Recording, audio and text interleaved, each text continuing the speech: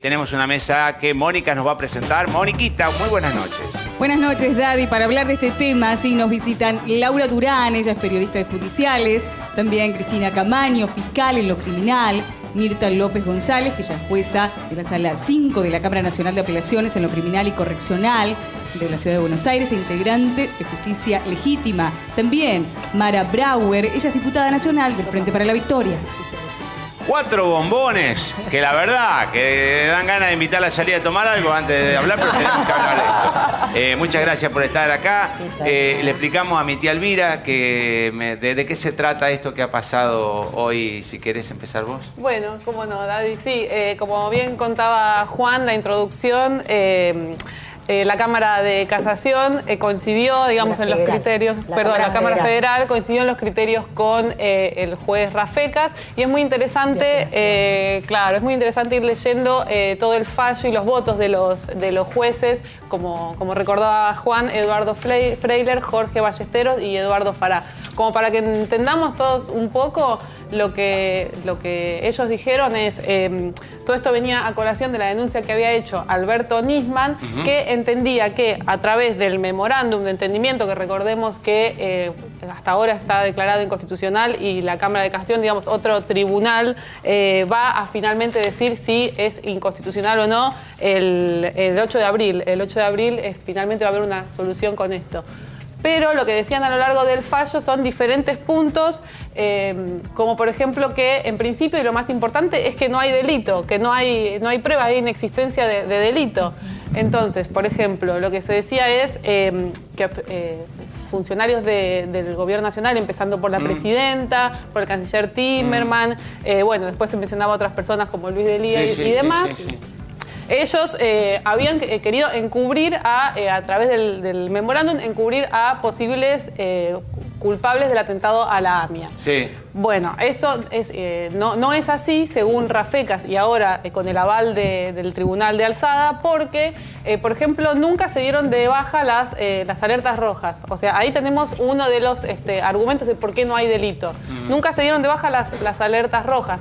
Lo que decía el fiscal Alberto Nisman, el fallecido fiscal Alberto Nisman, en su denuncia es que una de las intenciones era darle de baja a esas alertas. Nunca se dieron de baja, entonces ahí no tenés delito. Ustedes fueran, yo no sé si se pueden expresar así como libremente, como si estuviéramos en un café, yo creo que no, pero bueno, voy a intentar y ustedes me dicen, eso no lo puedo decir. Pero digo, ustedes tuvieron oportunidad de ver la denuncia, ¿tiene sentido, digamos, judicialmente? ¿Tiene gollete? Yo la verdad que no sé. Personalmente tuve oportunidad de ver la denuncia como cualquier jurista o persona que le interesa el derecho penal. Porque para algunos era una atrocidad y para otros tenía como un fundamento cierto. En verdad lo que, por lo menos desde mi punto de vista, era una denuncia bastante inconsistente. Y me parece que el juez Rafecas en primera instancia, a partir de que Policita presenta el caso para que continúe la causa, el juez Rafecas hace en un fallo muy fundado, muy pedagógico, muy didáctico, porque es muy entendible, explica por qué debe desestimar por inexistencia de delito, y a su vez hacen una enumeración de por qué tampoco la prueba, más allá de que ya si no hay tipo penal, digamos, si no hay delito, no es necesario avanzar en el análisis, pero él considera que como es un hecho y era una denuncia relevante y demás, él hace como toda una enunciación de la prueba y por qué esa prueba tenía tanta inconsistencia. Esto es apelado por el fiscal de primera instancia, mantenido por el fiscal de la Cámara Federal de Apelaciones, y hoy, en ese fallo, la Cámara Federal de Apelaciones, con un voto dividido, digamos, mayoría, pero 2-1, de alguna manera confirma la resolución del juez Rafecas con diferentes argumentos, en el caso de la mayoría y en el caso de la minoría, considerando que en realidad no podía determinarse si había o no delito, que la prueba en todo caso iba a determinar si existía o no delito. Ahora, este tiene un camino judicial y un camino, digamos, y una visión política. Sí. De lo político, ¿qué significa? No, significa, tenemos que empezar a pensar qué significó la denuncia de Nisman. ¿Qué significó que un fiscal, como lo dijimos muchas veces, interrumpe sus vacaciones para hacerle una denuncia a la presidenta de la República, a un canciller, una denuncia que no tenía ninguna prueba, y esto quedó demostrado? Pensemos que Servini de Cubría no le quiso ni siquiera levantar la feria en el verano. Después el Rafecas, ahora la Cámara. Entonces nos tenemos que hacer una pregunta. ¿Por qué Nisman, que sabía de derecho, hace una denuncia inconsistente a la Presidenta de la República en diálogo, dicho por ellas mismas, con Patricia Bullrich, con Laura Alonso? Luego, la muerte del fiscal Nisman, que como dijo la Presidenta, forma parte de una secuencia. Entonces, ¿qué hay atrás de todo esto? Creo que la pregunta que viene ahora es ¿qué hay atrás de todo esto? Yo lo que puedo decir es que está en un marco esto. Está en un marco electoral, porque este es un año electoral, y está en el marco de que se inicia este año, pasa a juicio oral, la causa de encubrimiento de la AMIA. Es decir, el juicio por encubrimiento contra Menem, contra Zorregui. Que la Corte pidió que la Corte acaba de pedir que se acelere. Entonces, justo en el año, un año electoral, y el año que se sustancia el juicio con encubrimiento, un fiscal de la República hace una denuncia inconsistente sobre la Presidenta. Luego este fiscal muere, empiezan a surgir un montón de irregulares de su vida, no me refiero a la vida personal, sino también a los gastos que hacía en ese juzgado, las vacaciones que se tomaba sin pedir vacaciones. Entonces, ¿por qué hizo esta denuncia? ¿Qué lo llevó? ¿Quién lo llevó a hacer esa denuncia? ¿Con qué intencionalidad? Creo que es el desafío que tenemos por delante. Camaño, ¿cómo sigue? ¿Qué se visiona? ¿Cómo son los pasos ahora? Bueno, ahora se puede, creo que Moldes puede apelar y va a ir a la Cámara Federal de Casación, que sería el órgano máximo que nosotros tenemos dentro del fuero penal, la casación, la Cámara de Casación. ¿El voto negativo, se sabe cuál fue el concepto del voto negativo? Sí, era como que era verosímil la denuncia como para poder abrir la causa e investigar, y que a medida que se iba avanzando podían surgir pruebas, pero es hasta contradictorio, ¿no es cierto? Porque vos necesitas tener una denuncia sólida para empezar a avanzar. Si no, yo digo, a mí me parece que tal vez ese pañuelo no es tuyo. Ya está. Entonces, a ver si le explicamos, perdón, Sí. un segundito. A la gente, digo, me imagino yo, llegan a la Cámara, tres tipos, Pati Ballestero, Farah y el otro. Son conocidos, digo, supongo yo, le llega una causa importante, digo, fantaseo. ¿Qué hacemos con esto? Dicen. Dirán eso. Bueno, es nuestro trabajo. No, ya sé. Pero no digo, ¿qué hacemos con esto? Digo. Yo soy jueza de Cámara también, de la Cámara Nacional, y me pasan esas cosas. Pero te digo, te digo que hay como una amistad, digo, hay como una reunión de producción, por decir algo. ¿Entre ellos? Sí. Ah, bueno. Para saber qué es lo que va a hacer. Digo, puede estar pautado, hacemos 2-1 para no quedar tan mal. Digo, capaz estoy diciendo una boludez, perdón. No, ante una audiencia como se hizo ante el fiscal, donde él lo que hace es expresar los agravios, nosotros escuchamos como jueces y después deliberamos. Y en la deliberación tenemos nuestros puntos de vista, donde muchas veces tratamos de convencer al otro de que tenemos razón, pero también conocemos y aprendimos en un tribunal que es el voto de la mayoría, que cada uno puede decir lo que corresponde y que en definitiva gana la mayoría. Más allá de los criterios de cada uno, después se plasma eso en la resolución.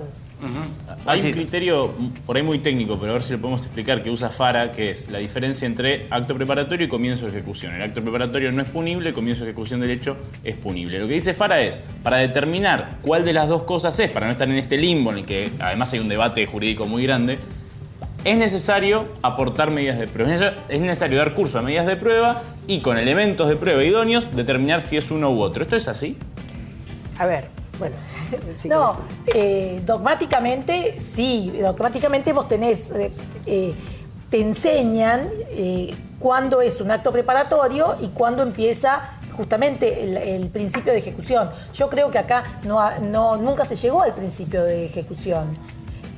Pero por muchos factores. En primer lugar, porque del otro lado no se firmó el acuerdo. En segundo lugar, porque aunque se haya firmado ese acuerdo, el acuerdo en sí, el convenio que se hacía con Irán, no era delito. Y además no hay dolo, que es otro elemento fundamental en una figura de estas características. Dolo entendido como el conocimiento de que quiero cometer un delito y la voluntad de llevarlo adelante. O sea, y no había dolo.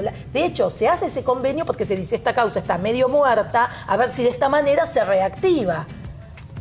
Y aparte Porque es interesante. también lo que tenemos que pensar, digamos, primero estamos hablando de Cristina Fernández de Kirchner, que es la presenta que la política que más hizo por la causa de la AMIA. Exactamente, sí. Digamos, uno ve la trayectoria de las personas. Ella cuando fue diputada, cuando fue senadora, como presidenta, lo dicen todas las organizaciones de la comunidad judía, que fue la presidenta que más hizo por la causa de la AMIA. Después otra de las cuestiones que decía Nisman es el famoso tema de las alertas rojas. En los fallos lo dice claramente Rafecas y lo dijo el director de Interpol, que antes del memorándum, durante el memorándum y después del memorándum, el gobierno argentino le transmitió a Interpol que no se levantan las alertas rojas en relación a el memorándum. Es más, las alertas rojas las puede levantar el mismo que la pidió, que es el juez. Es el juez. Eso y el juez, también es no, importante. digamos, entonces, ¿qué estaba diciendo Nisman? Que Timerman iba a pedir que se levanten, que no lo hizo, Bueno, hizo todo lo después contrario. hay una Pero en realidad tampoco tenía la facultad. No podía Por eso hacerlo. Es Y hay un una gran interpretación de invento lo Policita de que es que Nisman. no se podían levantar, pero sí se podían suspender eventualmente. Pero necesitamos una prueba para eso, El ¿no? tema es eso. Yo puedo decir, alguien puede decir que yo voy a hacer algo, pero digamos, lo que se muestra es lo que yo hice. Si Timerman, antes, durante y después dijo que no se levante, nadie puede decir, pero a mí me dijo Juan Pérez que no, iba a hacer todo lo contrario. O pensaba hacerlo. O pensaba hacerlo. Por eso es más que hizo interesante. todo lo contrario. Y después el surrealista, petróleo, que nosotros no necesitamos petróleo, no necesitamos petróleo. No, y le hagan tampoco creer el a tipo la de gente. petróleo que Y si necesitáramos que ni siquiera ese vende tipo de Irán. petróleo. Pero al margen de eso también es interesante cómo, por ejemplo, en su voto Ballesteros va diciendo cómo se va desdibujando la denuncia, ¿no? Cómo por ahí arranca, digamos, para decirlo en un lenguaje más coloquial, como Nisman y luego Policita, vendiendo, por así decir, por ejemplo, que tiene escuchas muy, muy importantes, y luego se van como desdibujando, diciendo, pero Delía es el titular de una embajada o diplomacia paralela, cuando en realidad cuando se escuchan justamente las escuchas queda como en offside porque hay ciertos temas que no sabe o que no maneja. De hecho dice por ahí uno puede tener una posición o una opinión negativa sobre Luis Delía, pero no digo, en un punto es como que dice, no está a la altura de las circunstancias para estar al Yo escuché, que Mara, dice la eso denuncia. que me llamó la atención y me quedé rumiando eso, ¿viste? Dentro de mi neofitez, digo, esta cosa más o menos criteriosa que uno tiene como tipo común, es decir, yo dije que lo iba a hacer, pero no lo hizo, entonces por eso no hubo... Claro. A ver, digo, Pero peor, hiciste todo lo contrario. Hay Porque un no es que no lo ejem- hiciste, un hiciste todo lo ejemplo contrario. burdo. Yo quiero matarte Sí. y me quedo nada más que en eso. Eso no sale desde mi esfera, digamos. No hago nada para matarte, por más que yo lo quiera.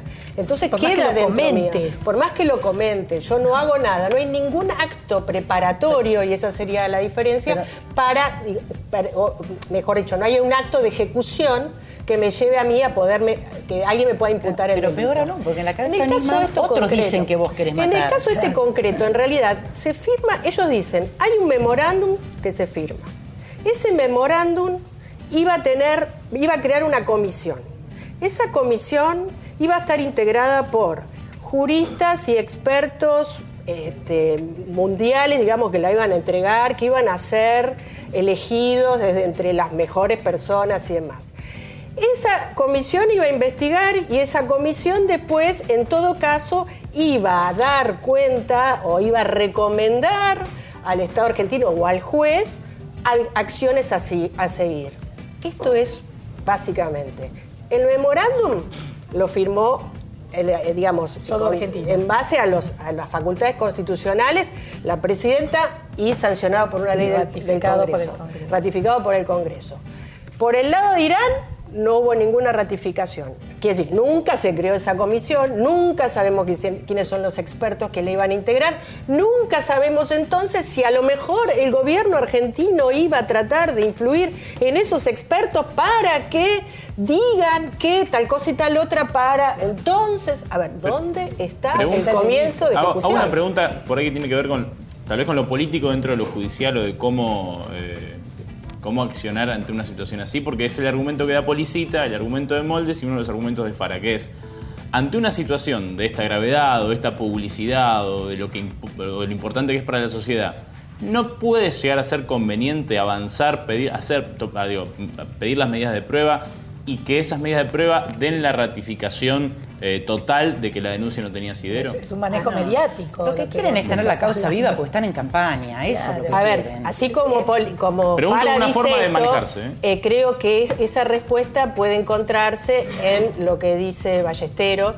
y lo que dice también el doctor Freiler, en ese sentido. Digamos, el derecho penal no es un instrumento de persecución de cualquier cosa, porque en realidad el derecho penal es el poder punitivo del Estado, con lo cual no se puede investigar cualquier cosa si no es delito, porque no corresponde. Además, les quiero decir que nosotros tenemos muchísimas desestimaciones de delitos. Hay gente que denuncia y nosotros desestimamos. Digamos, muchas veces son los fiscales que piden y nosotros consideramos que no hay delito y esas causas concluyen ahí, más allá de las apelaciones y demás. Con lo cual, no es algo extraño, esto pasa. Lo que pasa que obviamente al no estar mediatizado, al ser causas comunes, no llega al común de la gente, pero esto es una cosa cotidiana. Chicas, les agradezco mucho que hayan venido. Viste que yo cuando voy a Santa Fe, mamá me dice, y mis cuñados y todo, ¿qué tal es Susana? Y me hacen hablar. Tienen que hablar cuando van a un asado ustedes de lo que de estos temas, están obligadas, se reúnen con 3 o 4 matrimonios y les preguntan, Y el derecho penal es hasta interesante, dinámico, claro, es dinámico. No dicen nada, ahí no dicen nada. Si fuéramos juezas comerciales seguramente no nos preguntarían nada, pero el derecho penal sí. Les agradezco mucho, son muy amables, muchas gracias.